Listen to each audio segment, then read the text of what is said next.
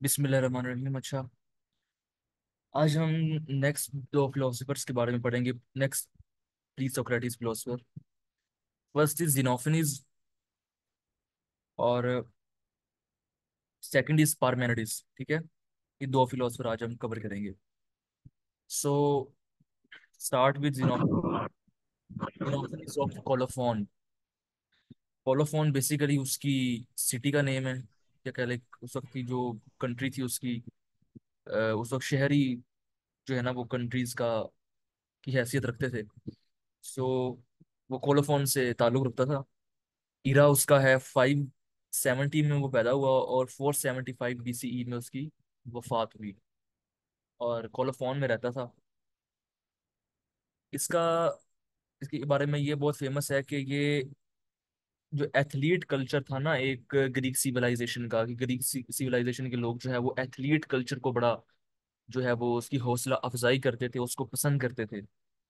ये बंदा उन चीजों से बड़ा जो है ना वो चिढ़ खाता था, उसको बड़ा गुस्सा आता था। कहता था एथलीट कल्चर नहीं होना चाहिए, इंसान को रोमानवी तरीके से, एक आर्टिस्टिक तरीके से, एक फिलोसफर को आर्टिस्टिक होना चाहिए, एक आर्टिस्टिक तरीके से वो अपनी फिलोसफी पेश करे। तो किसी फिलोसफर को एक एथलीट होना, एक वो जिस्मानी तौर पर मजबूत होना लाजमी नहीं है। सो इसी वजह से, इसी जिद में उसने जो है वो अपनी जो शायरी की अंदाज में ही फिलोसफी पेश की। लाइक अलामा मोहम्मद इकबाल कह लें आप, अलामा मोहम्मद इकबाल की जो शायरी है वो फलसफा ही है पूरा। तो उसने भी अपनी जो शायरी है वो फलसफे के अंदाज में पेश किया, सॉरी वो जो फलसफा है वो शायरी के अंदाज में पेश किया। इस वजह से कि वो ये बता सके कि एक फिलोसफर को आर्टिस्टिक होना चाहिए, एक आर्टिस्टिक वे के अंदर उसको रिप्रेजेंट करना चाहिए अपनी फिलोसफी को। और फाउंडर ऑफ स्पेक्टिज्म था वो। स्पेक्टिज्म अगर आपको नहीं पता क्या है तो मैं बताता हूँ कि स्पेक्टिज्म कहते हैं कि एक ऐसी इज्म को कि जिसमें लोग ये बिलीव करते हैं, जो स्पेक्टिज्म के को बिलीव करने वाले को स्पेक्टिस्ट कहते हैं। तो स्पेक्टिस्ट ये बिलीव करते हैं कि किसी भी इंसान के पास एब्सोल्यूट नॉलेज नहीं है। भले वो जितनी भी ऑथेंटिक बात कर रहा है, जितनी भी ऑथेंटिक दलाइल दे रहा है, एविडेंस दे रहा है, लेकिन उसके पास एब्सोल्यूट ट्रूथ और एब्सोल्यूट नॉलेज नहीं है। वो ये नहीं कह सकता कि मेरे पास जो नॉलेज है वो ठीक है, भले उसकी बात। अब जैसा न्यूटन का एक लॉ है ना फॉर एग्जाम्पल, तो वो अब लॉ इम्प्लीमेंट होता है तो वो दुनिया में एज इट इज नजर आता है कि जी बिल्कुल ऐसा ही है। फिलोसफर का नेम जिनोफनीज ऑफ कोलोफोन है।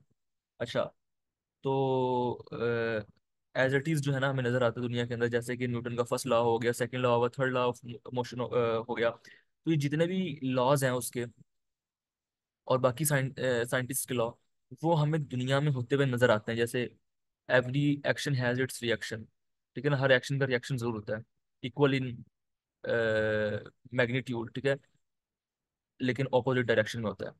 लेकिन तो ये अब हम दुनिया में देखने को नजर भी आता है। हम बॉल को मारते हैं अगर दीवार के अंदर, तो बॉल वापस हमारी तरफ आती है एज अ रिएक्शन, ठीक है। तो लेकिन वो स्पेक्टिस्ट कहते हैं कि ठीक है, ये नजर आ रहा है कि ऐसा उसने बोला और ऐसा हो भी रहा है, लेकिन इसको आप फिर भी एब्सोल्यूट नॉलेज और ट्रूथ नॉलेज नहीं कह सकते, कि ट्रू नॉलेज नहीं कह सकते कि हाँ ये ठीक नॉलेज है।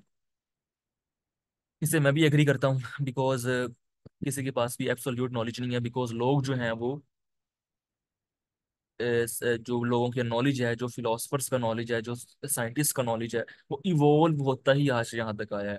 हर साइंटिस्ट किसी ना किसी मोड़ पे गलत साबित हुआ है।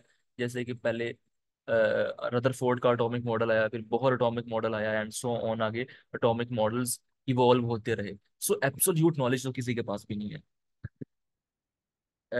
और इसके अलावा वो अपने दौर की ना जो रिलीजन बिलीफ था, रिलीजन बिलीफ बिलीफ सिस्टम था, उसको उसने बड़ा क्रिटिसाइज किया है। आपको अगर उस वक्त अब्राहमिक रिलीजन तो अभी स्टार्ट नहीं हुए थे, लेकिन आप देखेंगे ना कि वो जो खुदा की डेफिनेशन कहता था ना कि खुदा ऐसा होना चाहिए, वो खुदा का मुनकिर नहीं था, एथीस्ट नहीं था। आपको कोई भी फिलोसफर एथीस्ट नहीं मिलेगा। ये एथीस्ट तो बाद में आकर स्टार्ट हुए हैं। फिलोसफर्स हर खुदा में बिलीव रखते थे। जो स्टार्ट के फिलोसफर थे सारे बिलीव रखते थे। ये तो पोस्ट मॉडर्निज्म की, और सॉरी मॉडर्निज्म की जो है ना वो कह लें कि का एक वायरस है, एथिज्म। सो उसने कहा कि जो फिलोसफर था ना ये जिनोफनीज, इसके नजदीक जो खुदा की डेफिनेशन है ना, वो एज इट इज वही डेफिनेशन है जो हमें कुरान मजीद में अल्लाह ने अपनी बताई है। सो गॉड की डेफिनेशन जो उसने पेश की, वो कहता है कि जो तुमने ये देवता बनाए हुए हैं ना, असल में जो जहाँ के जैसे लोग होते थे ना, वो अपने वैसे ही देवता बना लेते थे। जैसे अगर गोरे हैं तो वो गोरे रंग का कोई देवता बना लेगा अपना, काले हैं तो वो काले रंग का कोई अपना बड़ा सा देवता बना लेंगे।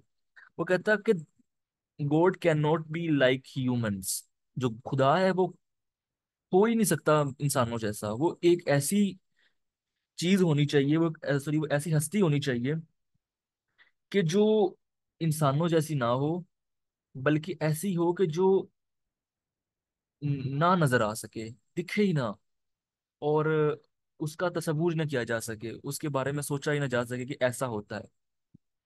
ठीक है। और उसने कहा कि गॉड को ऐसा होना चाहिए कि जो हमेशा से है और हमेशा ही रहेगा, ऐसा होना चाहिए गॉड को। सो ये सारी वही अल्लाह ताला की प्रॉपर्टीज हैं, अल्लाह की सिफात है। सो उसने ये जो पेश किया, इसको हम देखें तो वही प्रॉपर्टीज हमें नजर आती हैं कि जो हमारी अल्लाह के बारे में बिलीफ है। सो उसने ना इस उस वक्त की अपनी जो रिलीजियस बिलीफ था उसको इस तरीके से क्रिटिसाइज किया कि तुम लोग अपने देवता बना लेते हो, हाथों से गढ़ लेते हो। प्रॉफिट नहीं था वो, लेकिन देखा जाए तो हजरत इब्राहिम जैसी बातें, ठीक है ना। तो वो अल्लाह ताला जिसको चाहे नवाज दे, जो जब उसका दिल करे, जिसको नवाज दे, जिस टाइम उसको बेहतर लगे, वो उस टाइम ही नवाजता होता है नबूवत से। खैर, जिनोफनीज ने अपनी फिलोसफी पेश की लोगों के सामने, बड़ा उसको क्रिटिसिज्म का भी सामना करना पड़ा। सो ये था जिनोफनीज। इसकी कोई इतनी ज्यादा फिलोसफी हमें मिलती नहीं तारीख से, लेकिन उसके आइडियाज जो हैं वो बड़े ब्राइट आइडियाज हैं, जो भी मैंने आप लोगों के साथ डिस्कस किए। नेक्स्ट है पार्मेनिडिस, फिलोसफर। ये इरा इसका 550 में पैदा हुआ है और 460 बीसी के अंदर इसकी, बीसीई के अंदर इसकी वफात हुई है। और मास्टर ऑफ मेटाफिजिक्स था, मेटाफिजिक्स का कह लें वो उस्ताद था, माहिर था।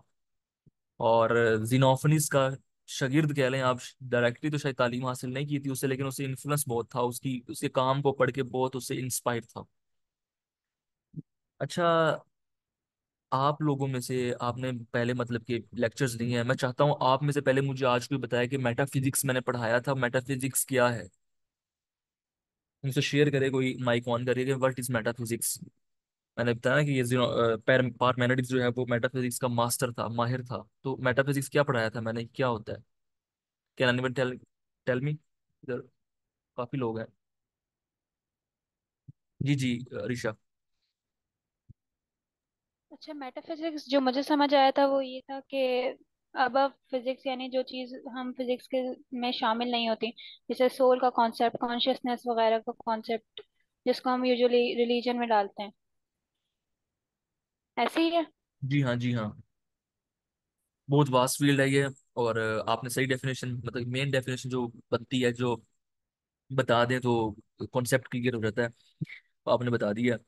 कोई भी ऐसा कॉन्सेप्ट के जो फिजिकली एग्जिस्ट, इसमें फिजिकली एग्जिस्ट करने वाली चीजें भी आती ही हैं, लेकिन बहुत कम आती हैं। लेकिन ज्यादातर ये डील किन चीजों से करता है कि जिन चीजों से साइंस डील नहीं करती, साउल के कॉन्सेप्ट के। बिकॉज साइंस जो है ना वो है ही जो है ना इल्म ही ऑब्जर्वेशन एंड एक्सपेरिमेंटेशन का है। तो ऑब्जर्वेशन एंड एक्सपेरिमेंट किया ही उसका जा सकता है जो फिजिकली मौजूद हो इंसान के सामने।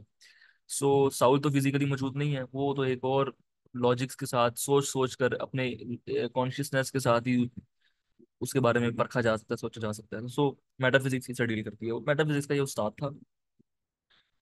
और एलिया, एलिया में रहता था, उधर से पैदा, उधर ही पैदा हुआ जो इस वक्त करंट वर्ल्ड का अपना इटली है।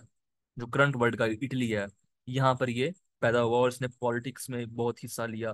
पॉलिटिक्स के अंदर जो है ना वो भी आया, लेकिन कोई पॉलिटिकल फिलोसफी नहीं पेश की इसने, बट पॉलिटिक्स के अंदर बहुत इसने काम किया। इस हवाले से कि थोड़े एथिक्स के और मोरालिटी की कोड दिए, कोई थोड़े लोगों को जो है ना वो इससे बताया कि किस तरीके से जो है ना एक हुक्मरान को या फिर एक का कैबिनेट को कैसे चलना चाहिए। पूरा पॉलिटिक्स का थोड़ा सा उसने रोल मॉडल देने की कोशिश की, लेकिन प्रॉपर पॉलिटिकल फिलोसफी नहीं कोई पेश की। ठीक है। सो ये भी जो है ना जिनोफनीस के साथ इतना इंस्पायर था, पैरमेनिडिस, इतना इंस्पायर था कि ये भी अपनी जो फिलॉसफी है ना वो पोइट्री की शक्ल के अंदर पेश करता था, पोइट्री की फॉर्म में ना पेश करता था। और ये भी मोनिस्ट था, मोनिज्म फिलॉसफी पर यकीन रखता था। मैंने कल ही मोनिज्म पढ़ाया है। कैन एनीवन टेल मी कि मोनिज्म क्या था?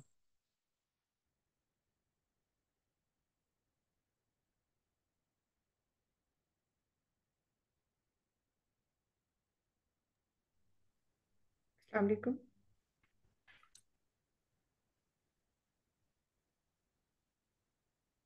स्पीकर में बोलने कोई चैट में मेरा ख्याल आया कुछ। अस्सलाम वालेकुम। वालेकुम सलाम। आयशा का माइक खुला हुआ है। या वो ऐसे जो एक चीज पे बिलीव करते हैं, लाइक अगर वाटर से एग्जिस्ट करती है हर क्रिएशन, तो यानी किसी एक सब्सटेंस पे बिलीव करने वाले कि भी एक सब्सटेंस से पूरी जो है यूनिवर्स जो है उसकी तख्लीक हुई हुई है। जी जी जी, बिल्कुल।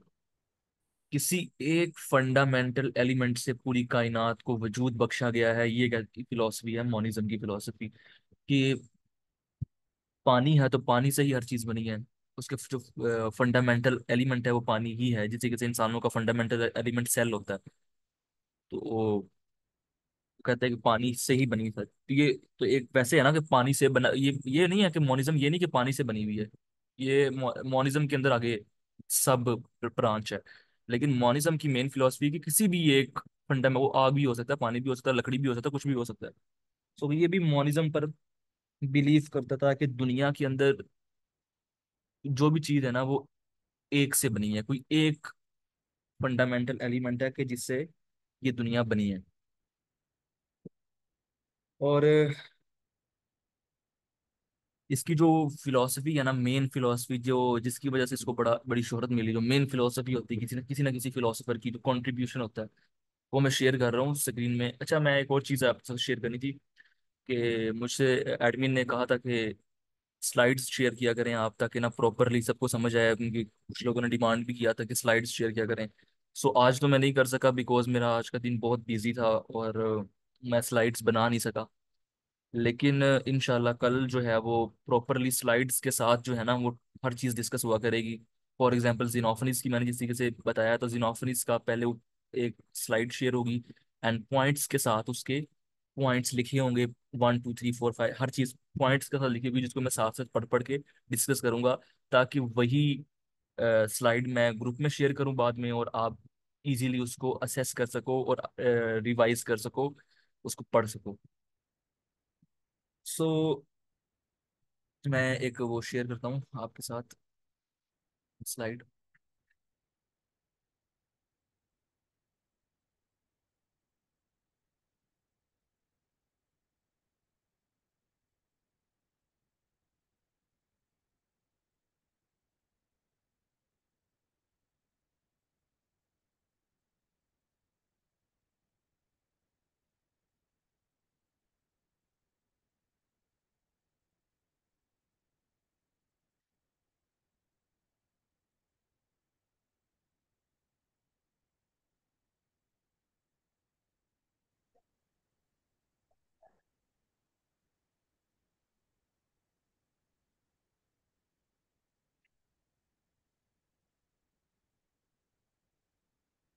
हो जाऊँ।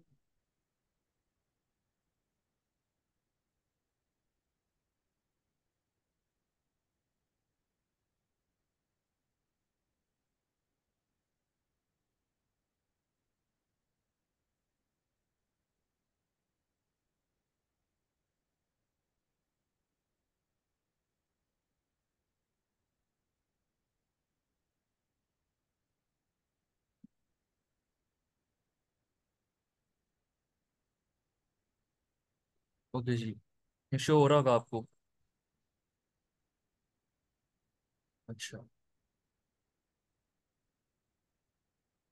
क्या? सो क्या पूछने बस? इसके अंदर लिखा ये है कि you can could not know what is not, एक नोर पे कहाँ पे लग जा कैन। रहा शो हो रही है? हाँ, शो हो रही है। मेरे ख्याल से किसी का माइक अनम्यूट रह गया है। अच्छा अच्छा, मैं समझा कोई बोल रहा है कि नहीं हो रही। अच्छा, you could not know what is not, आप उसके बारे में जान नहीं सकते कि जो है ही नहीं। Nor can say you what can not be thought can not exist, और जो कि एग्जिस्ट ही नहीं करता उसके बारे में आप क्या सोच सकते हैं कि वो क्या है। उसके बारे में क्या थॉट आ सकती है आपको जो कि है ही नहीं, नथिंगनेस है जो। Since we can not think of nothing, therefore there can be no void और वैक्यूम। वो कहता है कि जो चीज है ही नहीं उसके बारे में आप कैसे कह सकते हैं कि वो उसकी प्रॉपर्टीज ये हैं, ये फलां प्रॉपर्टीज हैं उसकी। तो वो कहता है कि अपना वो जो कल ही मैंने पढ़ाया था एनिक्सिमेंडर, हाँ एनिक्सिमेंडर, एनिक्सिमेंडर की जो है ना यूनिटी ऑफ ऑपोजिट की फिलॉसफी, उससे ये इंस्पायर था। और इसने यूनिटी ऑफ ऑपोजिट्स में से ही एक दिया, एग्जाम्पल दी। कहता है कि अगर न कुछ है तो वो कुछ है इसलिए क्योंकि कुछ नहीं है। कोई चीज नहीं है लिहाजा वो है। देयर इज नथिंगनेस इसलिए सब्सटेंस एग्जिस्ट करता है। कुछ नहीं है, और ये समझना आपको थोड़ा डीप है लगन लगन, लेकिन जरा जोर लगाएं। वो यूनिटी ऑफ ऑपोजिट ये था ना कि हर एक चीज का कोई ना कोई सिन्फ मुखालिफ होता है, कोई ना कोई उसका मुखालिफ होता है। तो कहता है कि जो चीजें एग्जिस्ट कर रही हैं, जो चीजें मौजूद हैं, एग्जिस्ट कर रही हैं, वो इस वजह से एग्जिस्ट कर रही हैं कि कुछ एग्जिस्ट नहीं कर रहा। ठीक है। तो वो कहता है कि लेकिन यहाँ पर वो रुका नहीं, अपनी ही इस बात को उसने जो है ना वो डिनाई कर दिया अगली ही लाइन के अंदर। कहता है लेकिन जो चीज एग्जिस्ट ही नहीं कर रही, जो है ही नहीं, एक तो जो है, एक तो है जो नहीं है। जो नहीं है वो तो है ही नहीं, तो फिर उसके बारे में बात ही क्यों की जाए। उसके बारे में, उसकी प्रॉपर्टीज के बारे में तो हम बात भी नहीं कर सकते, उसके बारे में बात ही नहीं कर सकते, लिहाजा वो है ही नहीं, लिहाजा उसके बारे में बात करना ही नहीं चाहिए। वो है ही नहीं जब, आ रही नहीं समझ। तो वो कहता है कि इसको डिस्कस ही नहीं करना चाहिए, लिहाजा दुनिया में कोई भी नथिंगनेस है ही नहीं। जो नहीं है वो नहीं है, नथिंगनेस है ही नहीं दुनिया के अंदर। वो कहता, लिहाजा वो कहता वो इस बात का भी मुनकिर था, इस चीज से भी इनकारी था कि दुनिया में कोई स्पेस भी है। ये तो दुनिया में कोई स्पेस नहीं है, जो नहीं है वो नहीं है, जो है वो है, दैट्स इट। ये उसकी फिलोसफी थी, जो है तो सरासर गलत, लेकिन बहरहाल उसने इसको पेश किया और कहा कि जो नहीं है वो है ही नहीं, लिहाजा उसके बारे में बात ही नहीं की जा सकती। सो उसके बारे में बात करें कि जो मौजूद है। ये उसकी मेन फिलोसफी थी जिसके बाद लोगों को सोचने का मौका मिला इस हवाले से कि जो चीज़ एग्जिस्ट कर रही है उसकी प्रॉपर्टीज के बारे में जाना जाए। ठीक है, फिर इस पे मजीद तनकीद हुई कि आप ये कैसा कह सकते हैं कि नथिंगनेस है ही नहीं, क्योंकि आप पहले आप कह चुके हैं कि नथिंगनेस के एग्जिस्टेंस की वजह से ये एग्जिस्टेंस एग्जिस्ट होती है।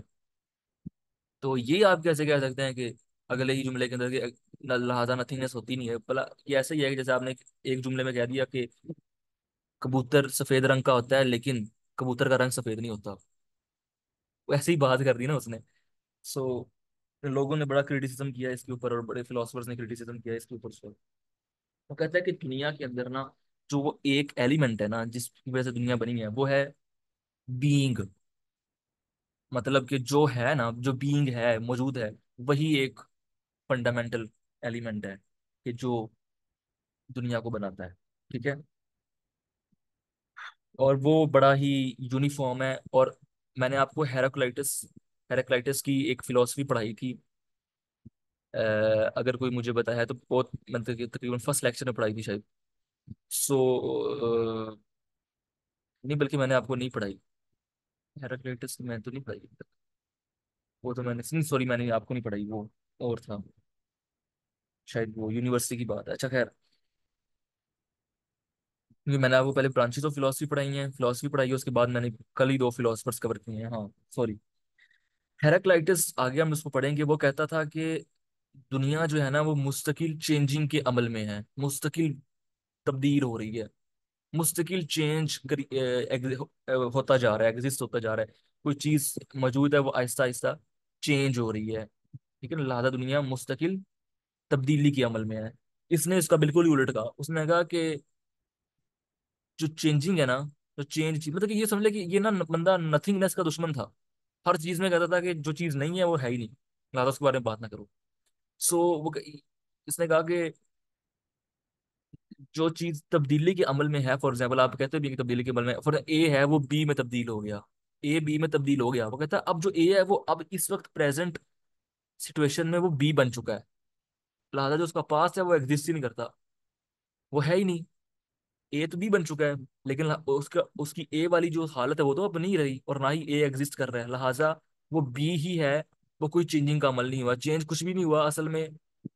जो है वो ए जब बी में कन्वर्ट हुआ, तो अब वो बी जो है वो हकीकत है, ए एग्जिस्ट ही नहीं करता, ए के बारे में बात करना ही गलत है। ठीक है। सो और वक्त ये भी उसका मतलब कि कहना था कि जब हम पहले से सॉरी भी तो बता चुका हूँ मैं कि प्रॉपर्टीज होती ही नहीं है नथिंगनेस की, तो हम उसके बारे में जान ही नहीं सकते, जब जान ही नहीं सकते तो उसके बारे में बात करना ही गलत है।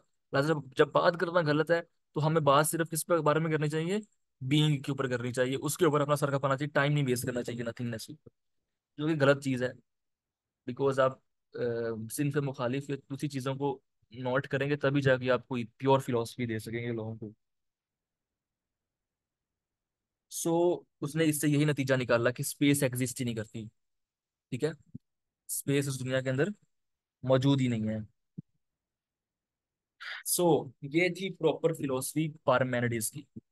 इसके बारे में अच्छा एक और चीज, जिनोफनीज और पारमेनिडिस, इसके बारे में ना मुझे आप में से कोई अब थोड़ा थोड़ा जो कुछ पॉइंट्स मुझे पता लगे कि आपको समझ भी आ रही है कि नहीं आ रही, और आप लोग मतलब कि कितनी अटेंशन है, तो कोई मुझे ना आयशा और अरीशा के अलावा कोई और, क्योंकि उन्होंने पहले कंट्रीब्यूट कर दिया है, तो कोई और कंट्रीब्यूट करे और मुझे बताया कि मैंने पारमेनिडीज में क्या पढ़ाया है, सॉरी वो जिनोफनीज में क्या पढ़ाया है, फिर मैंने पारमेनिडीज में क्या पढ़ाया है, कोई थोड़ा मुझे फ्लैशबैक दे। जी।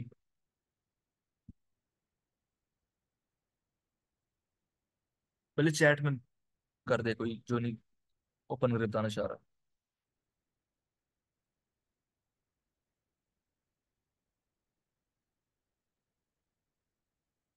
कौन बताएगा?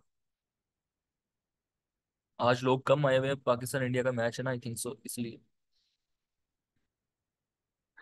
बड़ी बात है कि आप लोग आए हुए हैं। इसे कहते हैं फिलोसफी से मोहब्बत। नहीं, काफी लोग आए हुए हैं, 11 लोग आए हुए हैं। अच्छा, can anyone wants to contribute? Sir ji वो क्रिकेट से बिल्कुल भी दिलचस्पी ना भी हो तो फिर भी हो सकता है। जी जी। फादर शाइस्ता वानी गैरी फादर ऑफ मेटाफिजिक्स, जी ये तो आपने एक बात बताई है ना, प्रॉपर टाइप करें ना, कि मैंने जिनोफनीज में क्या पढ़ाया है और पारमेनिडीज में क्या पढ़ाया, उनकी बेसिक जो फिलॉसफी थी वो बता दे चले। मोनिस्ट थे वो, जी बिल्कुल। कौन था मोनिस्ट? पारमेनिडीज था, जिनोफनीज नहीं, सिर्फ पारमेनिडीज।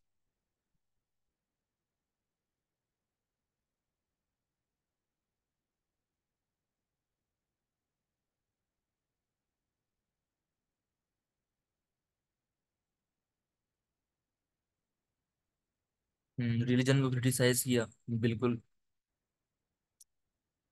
अच्छा, बड़े शर्मीले लोग हैं आप तो यार।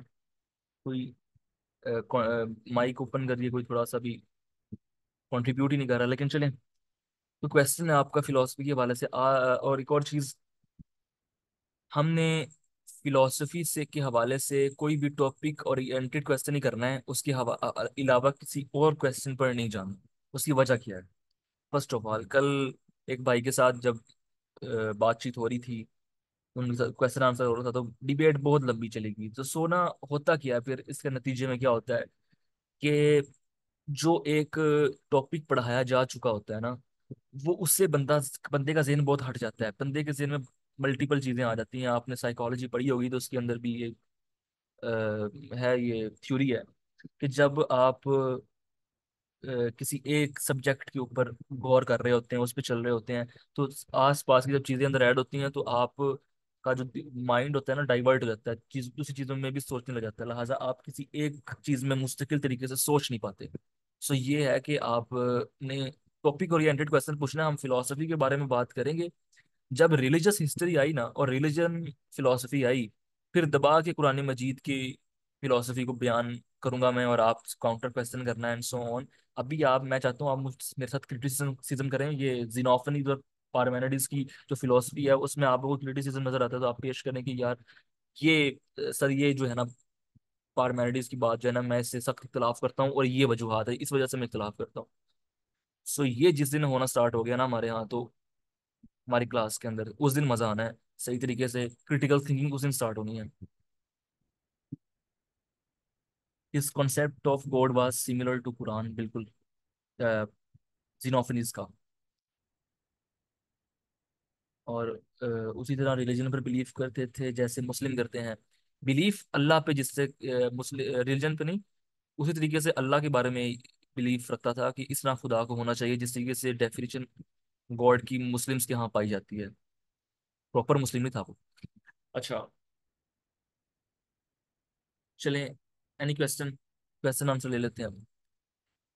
जी अरीशा। अच्छा, मेरा ये क्वेश्चन है कि ये जो सारे हम फिलोसफर्स पढ़ रहे हैं प्री सोक्रेटिस, कोई खास वजह है कि सारे यानी ग्रीक सिविलाइजेशन से बिलोंग करते हैं? ये जो आपने टाइमलाइन बताई, इस टाइम दुनिया में यानी किसी और सिविलाइजेशन में या कहीं और इस तरह की थ्योरीज नहीं जाई थी, या इस तरह से काम नहीं किया जा रहा था फिलोसफी पे जैसे ये लोग कर रहे हैं? हम्म। उसकी वजह यह है कि उस दौर में यूट्यूब नहीं था। उस दौर में अपना लोग जो है वो इतनी जल्दी नहीं जान पाते थे चीज़ों को। चीज़ों के पहुंचने के जो जराए, इल्म के जो पहुंचने के जराए हैं वो बहुत महदूद हुआ करते थे।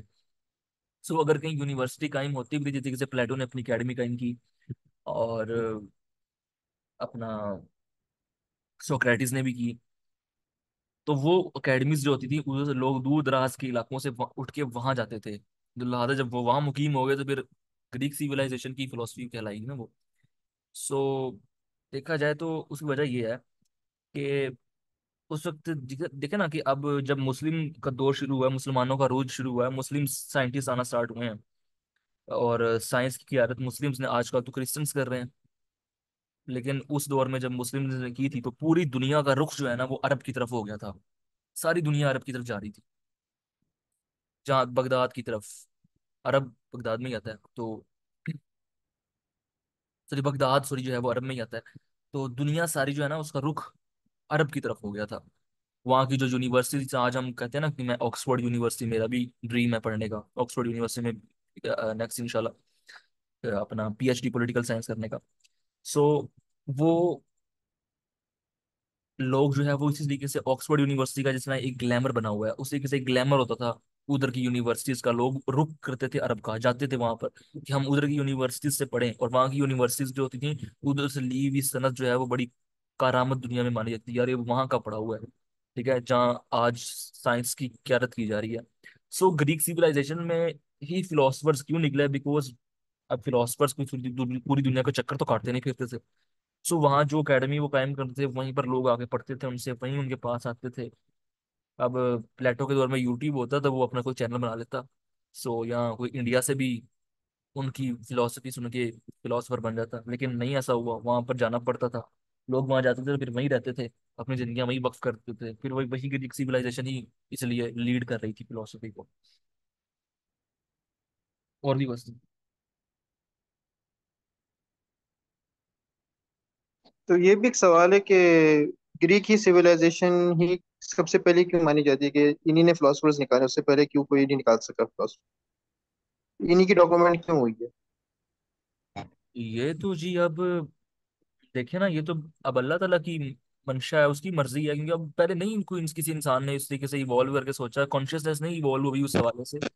लेकिन फिलोसफर्स स्टार्ट ग्रीक सिविलाइजेशन में इस तरह से हुए। पहला फिलोसफर पढ़ाया था मैंने अपना थेलीज, ठीक है। तो अब अल्लाह ताला ने उसके कल में डाल दिया कि आप क्वेश्चन करो, आप क्रिटिसिज्म करो अपने सराउंडिंग के ऊपर। जब उसने सोचना स्टार्ट किया, उसको देखे देखे बाकी का पार्ट किया, ठीक है। सो वो सोचते सोचते जब वो साथ भी, अब वो अल्लाह ताला की मर्जी है ना इसके अंदर, ये तो आप क्वेश्चन उठा रहे हैं इस चीज पर कि बाकी जगह पे क्यों नहीं हुआ, तो सॉरी, इसमें ये है कि एक तो अल्लाह ताला की मर्जी, उसने जहाँ चाहा वहाँ इल्म स्टार्ट कर दिया। And secondly I think so, जो ग्रीक सिविलाइजेशन है ना, वो उस दौर की सबसे मॉडर्न, या कह लें कि उस दौर का यूरोप कह लें, उस दौर का एलीट तबका। और जो जरा, हालांकि बहुत ज्यादा देवता के बारे में वो एक्सट्रीम जाते थे, लेकिन बाकी दुनिया के लिहाज से जरा पढ़े लिखे और liberal type, liberal in sense, वो वाला लिबरल नहीं, लिबरल इन सेंस कि आज के जो वो दौर के अंदर जरा लिबरल को बना के पेश किया जाता है कि बहुत ही जो है वो अपना इंटेलेक्चुअल सा और बड़ा वो शार्प माइंड सा। सो वो इस तरह के लोग थे, इसीलिए इसके अंदर अब देख लेना आप कि आज पाकिस्तान के अंदर या वेस्टर्न इंडीज के इलाके से, जो इधर को हमारे एशिया पड़ता है सारा, इधर से क्यों नहीं कोई फिलोसफर उठ रहा। उसकी वजह यह है कि इस वक्त लीड वेस्ट कर रहा है फिलोसफी को, साइंस को लीड वो कर रहे हैं। सो वहीं पर एक वो बन चुका है, एक हॉल बन, एक वो कह लें कि मीडियम बन चुका है, उसी के अंदर लोग जो है ना वो इल्म ले रहे हैं, दे रहे हैं आपस में, और वहां पर एक जो है वो सेचुरेशन क्रिएट हो रही है। सो इसीलिए लोग यहाँ से फिर रुक करते हैं वहां जाके हायर एजुकेशन। अल्लामा इकबाल ने भी जर्मनी में जाकर की कायदे मोहम्मद इतना भी मांगे। तो इसकी वजह यही है कि आई थिंक सो कि जब एक सिविलाइजेशन जो है वो पढ़ी लिखी हो जाती है, सो फिर वो अपने अंदर ही सेचुरेट होती रहती है, अपने अंदर ही वो गाढ़ी होती रहती है। आज के दौर में लोग जो है वो आकर इल्म हासिल करते हैं तो कुछ असरात दूसरी दुनिया पर पढ़ रहे हैं, लिहाजा हम यहाँ पर बैठ के फिलोसफी क्लास ले रहे हैं, कोई वजह है? ठीक है, अपने वेस्टर्न फिलोसफी आगे पढ़नी है, हमें फिलोसफी का इंटरेस्ट हुआ है, तो हमारे तो इस खित्ते के अंदर किसी ने हमें शौक नहीं दिलाया फिलोसफी का। कोई फिलोसफर नहीं हमारे खित्ते के अंदर, हम क्यों फिलोसफी की बात कर रहे हैं? हम क्रिकेटर्स की बात करते तो हम कहते भी हाँ यार, इधर हमारे पास शाहीन अफरीदी है, हमारे पास बाबर आजम है, हमारे पास ये बड़े बड़े बैट्समैन है, ये वो बॉलर इमरान खान साहब एक बॉलर रह चुके हैं बड़े अच्छे। तो वो एक सेलिब्रिटी क्लास तो हमारी क्रिकेट की है ना, हमारे यहाँ तो कोई फिलोसफर्स की सेलिब्रिटी क्लास नहीं है, साइंटिस्ट की सेलिब्रिटी क्लास नहीं है, तो ये प्रॉब्लम है। अच्छा, आयशा का हैंड रेजर और अरीशा का, पहले आयशा उसके बाद अरीशा, आप बताइएगा जी आयशा। सर ये क्वेश्चन मेरे भी जहन में आया था, और उसका फिर मैंने आंसर भी खुद ही ढूंढा, और आप प्लीज करेक्ट कर दीजिएगा। क्वेश्चन ये था कि ग्रीक सिविलाइजेशन जो है, इसके क्या इर्द गिर्द कोई और सिविलाइजेशन भी थी? तो मुझे लगा कि ये एक होगा लाइक बिफोर ग्रीक सिविलाइजेशन। शायद लोग जो था उनकी स्टेबिलिटी कम थी, या वो ये कि स्टोन एज से अपने आगे वो बढ़े, और जब आपको जब खाना मिल जाता है और रहने के लिए जगह और माहौल अच्छा हो जाता है, फिर हम लोग बढ़ते हैं इल्म की तरफ, और फिर इल्म की पीक शायद इस तरह आई होगी। तो ये मेरा खुद से एक गेस है, आप इस पे। जी हाँ, ऐसा ही है। उस दौर में बाकी सिविलाइजेशंस भी एग्जिस्ट करती थी, लेकिन मोस्ट कह लें कि फेमस और मोस्ट जो है ना वो तगड़ी किस्म की जो सिविलाइजेशन थी ना, वो यही थी ग्रीक सिविलाइजेशन। आज भी अगर पाकिस्तान में किसी से कहा जाए ना कि आप अमेरिका जाना चाहेंगे, यूरोप जाना चाहेंगे, तो पाकिस्तान की 98% अवाम अगले दिन ही अपना वीज़ा लेकर पहुंच जाएगी कि सर मुझे लेकर जाएं यहाँ से, मैं तो यहाँ पर पागल हो रहा हूँ, मर रहा हूँ यहाँ पर। सो उसकी वजह क्या है? क्योंकि वहाँ की का कल्चर, वहाँ की ट्रेडिंग, आप अगर ग्रीक सिविलाइजेशन को पढ़ना तो हमारा टॉपिक नहीं है, उधर के फिलोसफर्स की फिलोसफी पढ़ रहे हैं हम, लेकिन अगर हम ग्रीक सिविलाइजेशन की हिस्ट्री में जाएं तो वो लोग ट्रेडिंग में बड़े माहिर थे, ट्रेडिंग उनको करनी आती थी बड़ी अच्छी तरीके से। सो वो माहिर ताजिर थे, ठीक है, उन्होंने बड़े बड़े बाजार कायम किए हुए थे। सो जहां पर फिर फायदा होता है, फिर दुनिया वहां का रुख करती है, वहां को जाने की कोशिश करती है, भले वो इल्म के हवाले से हो, भले वो माल के हवाले से हो, पैसे के हवाले से हो, फाइनेंशियली स्ट्रांग होने के हवाले से हो। तो ग्रीक सिविलाइजेशन उस दौर का यूरोप था, मैंने पहले ही बोला। तो इस वजह से लोग जो है ना वो उसको ज्यादा फेमस करते थे, और उसकी तरफ ज्यादा रुख करते थे, उसको ज्यादा देखते थे, इसलिए वही फेमस हुई सबसे ज्यादा उस दौर की। अब वो इतनी पुरानी फिलोसफी, सॉरी वो हिस्ट्री है, तो इतनी पुरानी हिस्ट्री में वो अब चंद फेमस ही हमें जो सिविलाइजेशन होगी उनके बारे में पता चल सकता है। मजीद और भी सिविलाइजेशन हैं, किसी दिन इंशाल्लाह डिस्कस करेंगे एक लेक्चर उस पर भी। कि कौन कौन सी सिविलाइजेशन कैसे कैसे खत्म हुई और क्या सीन हुआ। आज भी क्या नाम है, तुर्की के अंदर बहुत से आसार मिल रहे हैं एक और सिविलाइजेशन के। कहा जा रहा है कि वो ग्रीक सिविलाइजेशन से भी पुरानी सिविलाइजेशन थी। तो देखा जाए तो मतलब कि बात है ना कि इंसान ने बोलना कैसे सीखा, इंसान ने बात करना कैसे सीखी। इंसान ने जो पहले जो है वो एक बेढंगे किस्म के स्ट्रक्चर में रहता था। बेढंगे से मुराद मतलब कि कोई एक पॉलिटिकल बाउंड्रीज नहीं थी, कोई पॉलिटिकल बाउंड्रीज नहीं थी, कोई पॉलिटिकल क्या लें कि मामलात नहीं थे। सो जो जिसके दिल में आए, बल्कि फिर कभी आहिस्ता आहिस्ता इवॉल्व होकर इंसान जो है वो खानदान से कबीलों में बंधा, आपस में कबीले की शक्ल में, फिर आहिस्ता आहिस्ता शहरों की सूरत में, फिर आहिस्ता आहिस्ता सिविलाइजेशंस की सूरत में, फिर आहिस्ता आहिस्ता कंट्रीज की सूरत में। ठीक है। तो आज हम कंट्रीज के दौर में ही रह रहे हैं। फिर खिलाफत का सिस्टम भी आ रहता है उसके अंदर ना, न जाने कितनी ज्यादा कंट्रीज एक ही खिलाफत के सिस्टम के अंदर आती हैं। आज आप नेटो को देख ले, नेटो क्या है, 80 कंट्रीज नेटो के अंडर है। खिलाफत ही है और क्या। हमें कहते हैं खिलाफत नहीं, खिलाफत का लफ्ज इस्तेमाल कर रहे हो, दहशतगर्दी फैला रहे हो, इंतहा पसंद लोग। लेकिन खुद को देख लें, खुद जो है वो नेटो देख ले, उनकी क्या है, नेटो क्या है। खिलाफत का सिस्टम और नेटो का सिस्टम सेम है। उसमें क्या गलती है, कमी कोताही है। नेटो किसे कहते हैं कि आपने जो उसमें जो है ना वो पांच कह लें कि होती हैं वीटो पावर्स। ठीक है। वो एक हुक्म पे उनके ना 80 की 80 कंट्रीज किसी एक मुल्क से कहते हैं कि इससे पाकिस्तान से ट्रेड रोक दो, 80 की 80 कंट्रीज पाकिस्तान से ट्रेड रोक देंगी। पाकिस्तान में प्रेशर पड़ जाएगा, पाकिस्तान को हर मुतालबा मानना पड़ेगा। सो ये क्या है, ये खिलाफत ही है। खिलाफत में क्या होता है, खिलाफत में जो मुस्लिम कंट्रीज होती हैं, जो मुस्लिम जगह होती है, मतलब अब इस्तामल इस्लामी ममालिक है, 1 मिनट रह गया मीटिंग बंद होने लगी। इस्तामल इस्लामी ममालिक है। इस्तामल इस्लामी ममालिक एक खलीफा के हुक्म पर ट्रेडिंग रोक देंगे पूरी दुनिया पर। पैलेस्टाइन एक चुटकी के अंदर पैलेस्टाइन का मसला हल हो सकता है इस तरह से। ठीक है। सो मीटिंग बंद होने लगी है। अगर तो क्वेश्चन आंसर करना चाहते हैं आप लोग मजीद तो शेयर कर लेते हैं लिंक, नहीं तो फिर अल्लाह हाफिज। ग्रुप में बता दें आप लोग, में वोटिंग कर लेते हैं, अगर आपने क्वेश्चन आंसर करना है तो कर लेते हैं। अगर मैच देखना तो मैच देख लें।